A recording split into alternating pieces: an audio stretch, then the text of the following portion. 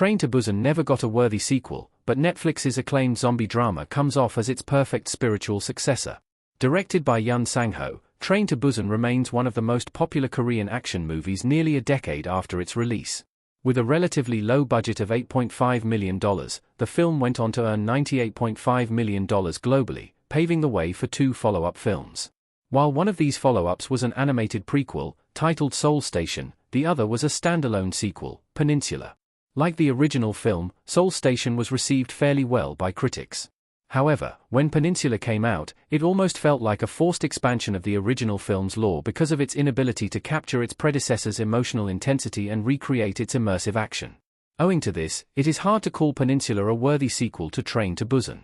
A closer look at a highly acclaimed Netflix Korean zombie show reveals how it deserves to be labeled as an unofficial Train to Busan successor because of how perfectly it combines brutal zombie action with grounded themes. All of Us Are Dead is a better spiritual successor to Train to Busan than Peninsula. Peninsula felt like a rushed sequel. After Train to Busan's success, it seemed like the people behind the film rushed into making a sequel. As a result, the film's official follow-up, Peninsula, came off as an unnecessary extension of the original universe, lacking the emotional and thematic depth that made Train to Busan successful. For the most part, Peninsula seemingly prioritized spectacle over relatable character-driven drama and eventually failed to deliver both. Many critics complained how its CGI-fueled set pieces felt one-dimensional and dull, without the narrative heft that drove the original flick.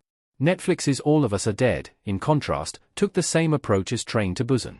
Instead of solely being about humanity's survival in the wake of a zombie apocalypse, the series did an incredible job of humanizing its teenage characters by showing how their day-to-day snags affected them. While Peninsula seemingly lacked the heart and soul of the original, All of Us Are Dead overcame many clichés of the genre and left its mark by simply spinning a coming-of-age yarn in its familiar narrative. This makes the Netflix show an unofficial but worthy Train to Busan sequel. Zombies are often portrayed as highly resilient but incredibly slow creatures. This allows humans to outrun them in most situations or kill them by hitting them in their heads. However, some movies, like 28 Days Later, World War Z, and Train to Busan, have defied the norm by portraying fast zombies. By showing how their versions of the living dead are not sluggish and slow, the movies have given the creatures a scarier spin. Interestingly, even the zombies in All of Us Are Dead are terrifyingly quick. Similar to Train to Busan, All of Us Are Dead also presents grounded social commentary on relatable subjects. While Train to Busan tries to capture themes of class struggles, government corruption, and human selfishness in the face of danger, All of Us Are Dead uses its zombie apocalypse as a narrative device to highlight the impact of bullying, social mistrust, and institutional failure on young minds in a school.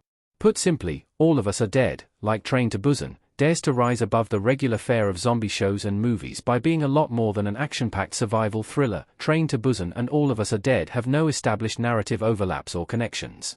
The two zombie franchises do not unfold in the same universe, and none of their characters cross over between the two stories. Despite this, their tonal and thematic similarities and ability to become way more than one-dimensional zombie stories make them perfect companion pieces. Train to Busan's original sequel failed to live up to the high expectations set by it. Fortunately, All of Us Are Dead comes close to being as good as the Korean movie and arguably also manages to do some things better. Because of this, it would be fair to call the Netflix show a worthy spiritual follow-up to Train to Busan. Viewers who have watched either of the two should certainly check out the other.